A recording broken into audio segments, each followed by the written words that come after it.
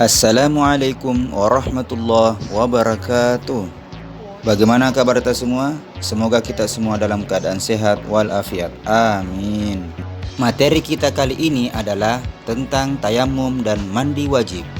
Tayamum adalah salah satu cara bersuci, yaitu dengan menggunakan debu yang suci sebagai pengganti air.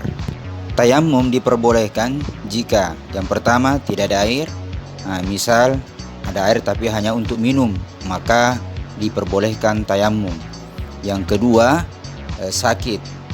Jadi kita boleh tayamum ketika kita dalam keadaan sakit. Namun sakit yang dimaksud di sini adalah sakit yang membuat seseorang itu makin parah sakitnya kalau misalkan kena air. Tapi kalau misalkan tidak kena air, kalau misalkan kena air lalu tidak parah maka itu tidak diperbolehkan untuk tayamum. Misalkan sakit kepala, sakit perut, sakit gigi, itu berwudu saja, tidak usah tayamum. Dan yang ketiga, sudah masuk waktu sholat. Kita sudah berusaha untuk mencari air, namun kita tidak dapat. Kalau misalkan sudah masuk waktu, lantas kita berusaha mencari air, ternyata kita tidak dapat air, misalkan mati air, ataukah ada airnya orang, namun air itu hanya untuk dipakai memasak, maka kita diperbolehkan untuk bertayamum. Selanjutnya, mandi wajib. Mandi wajib adalah salah satu cara bersuci, yaitu bersuci dari hadas besar. Mandi wajib biasa juga disebut dengan mandi janabah atau mandi junub. Selanjutnya, cara mandi wajib. Sebelum kalian mandi wajib, kalian harus mengetahui tentang rukun mandi wajib. Yang kedua, sunnah mandi wajib. Dan yang ketiga, bagaimana cara mandi wajib tersebut. Yang pertama, rukun mandi wajib. Rukun mandi wajib itu ada 3. Yang pertama, niat mandi wajib. Yang kedua adalah menyiramkan air ke seluruh tubuh dengan merata. Artinya apa? Ketika anak-anakku sekalian mandi wajib, maka air itu harus mengenai seluruh badan. Artinya merata ya. Jadi semua sela-sela siku tak, jari-jari tak, di sela-sela leher, semua harus kena air dengan merata. Dan yang ketiga, membersihkan kotoran yang melekat di badan kita. Jadi sebelum kita mandi, maka harus diperhatikan apa yang melekat di badan tak, seperti tinta, cat, itu harus dihilangkan semua. Sisi ikan, jadi tidak ada yang menghalangi air itu ke tubuh. Jadi semua kotoran itu harus dibersihkan.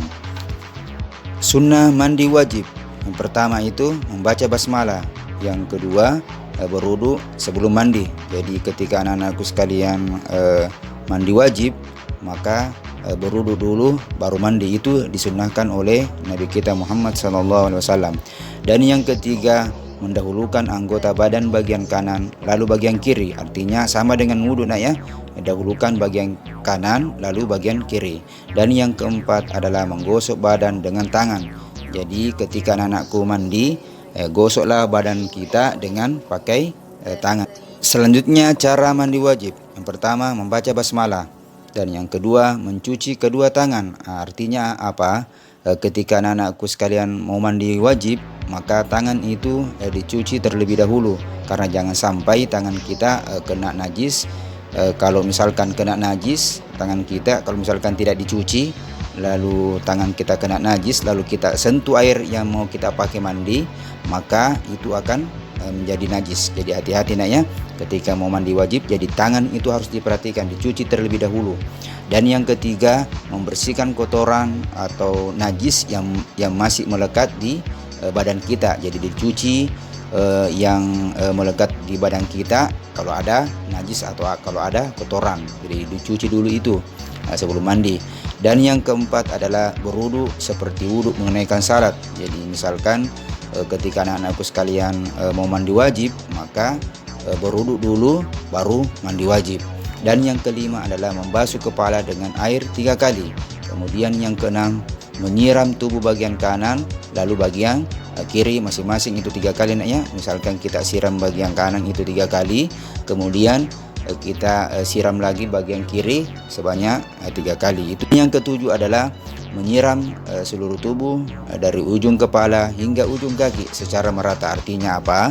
Ketika anak-anakku sekalian mandi wajib, maka semua badan itu harus kena air. Jangan sama sekali ada anggota badan kita atau ada sela-sela badan kita itu tidak kena air. Kapan-kapan tidak kena air, maka mandi wajib kita itu tidak sah atau batal.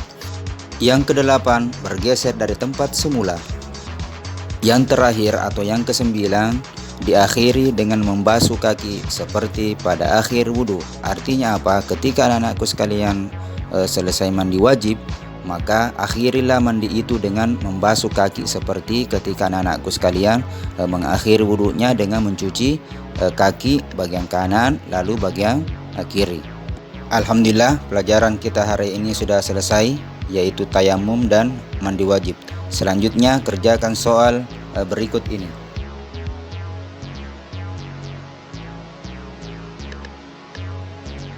Sekian dari Ustadz. Tetap semangat di rumah dan ingat jangan sama sekali tinggalkan sholat 5 waktu ta. Wallahul muwaffiq ila aqwamit thoriq. Assalamualaikum warahmatullahi wabarakatuh.